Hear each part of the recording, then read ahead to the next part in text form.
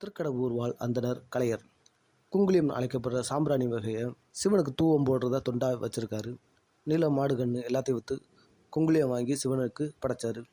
வீட்டில் உண்ண உணவு இல்லாமல் 2 நாளாக குடும்பமே பட்னியாக இருக்காங்க. தன்னோடு சேர்ந்து தன் பிள்ளையும் பட்னியாக இருக்கிறத பார்த்து அவரோட மனைவி தன் மாங்கல்யத்தை எடுத்து விற்று நெல் வாங்கிட்டு வர சொல்கிறாங்க. போகிற வழியில் எதிரில் குங்குளியம் விற்றுட்டு ஒரு மாட்டு வண்டியில் வரான்.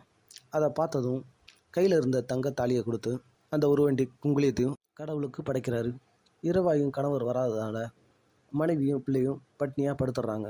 இறைவன் அருளால் வீடு முழுவதும் நெல், பொன், ஆடை, அணிகலன் என எல்லாம் நிரம்பியது. திருப்பனந்தாள் செஞ்சடையப்பன் பூஜை செய்யும் ஆதிசைவர் வெளியூர் போகிறாரு. அதனால் மகள் மறுநாள் வந்து பூஜை செய்ய வராங்க. அப்போ பாவடை அவில ஒரு கையால் அந்த பாவடையை பிடிச்சிக்கிறாங்க அந்த பொண்ணு. இன்னொரு கையில் இறைவனுக்கு சாத்த மாலை வச்சுருக்காங்க. அந்த பெண்ணோட நிலை அறிஞ்ச சிவபெருமான் லிங்கம் அந்த பொண்ணை நோக்கி முன்னாடி சாயுது. அந்த ஒரு கையில் இருந்த மாலையை அணிவிக்கிறாங்க அந்த பெண். மறுநாள் வந்து அந்த ஆதிசிவரால் நிமித்த முடியல அந்த சிலையை. அவங்களோட உற்றார் உறவினர் எல்லாரும் முயற்சி செஞ்சு பார்த்தாங்க, யாராலையும் முடியல. அரசர் இதை தெரிஞ்சு குதிரையும் யானையும் கட்டி இழுத்து பார்த்தாரு. கொஞ்சம் கூட அது அசையலை. இதை அறிஞ்ச குங்குளி கலையர் அங்கே வந்தார். ஒரு கயிறு எடுத்து ஒரு முனையை தன் கழுத்துலையும் மறுமுனையை சிவலிங்கத்திலையும் கட்டுறாரு.